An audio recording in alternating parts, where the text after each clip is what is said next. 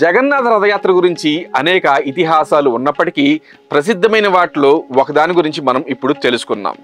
పూరి జగన్నాథ ఆలయాన్ని ఇంద్రద్రుమ్య రాజు నిర్మించారు. జగన్నాథుడు, బలభద్రుడు, సుభద్ర విగ్రహాలను గుండీచా ఆలయంలో విశ్వకర్మ చేత తయారు చేయించారు.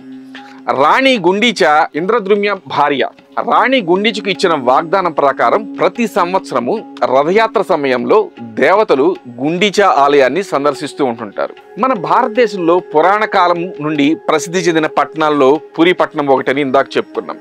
ఈ పట్టణం ఒరిస్సా రాష్ట్ర రాజధాని అయిన భువనేశ్వర్కి దాదాపు 60 కిలోమీటర్ల దూరంలో ఉంటుంది. ఈ పట్టణాన్ని పూర్వం పురుషోత్తమ క్షేత్రం అని, శ్రీక్షేత్రం అని కూడా పిలిచేవారు. ఈ పట్టణంలో విష్ణువు జగన్నాథుని పేరట కొలువై పూజలు అందుకుంటూ ఉన్నారు. ఈ ఆలయం వైష్ణవ దివ్యక్షేత్రాల్లో ప్రముఖమైనది. హిందువులు అతి పవిత్రంగా భావించే చార్ధామ్ పుణ్యక్షేత్రాల్లో ఒకటవటం విశేషం. ఈ ఆలయాన్ని 1078లో కళింగ పాలకుడైన అనంతవర్మ చోడగంగాదేవ ప్రారంభించగా ఆయన మనవడైనటువంటి రాజా అనంగా భీమ్దేవ్ పాలనలో పూర్తయింది. అంతకుముందు అక్కడున్న ఆలయాన్ని ఇంద్రద్రుమ్య మహారాజు కట్టించారని చెబుతూ ఉంటారు.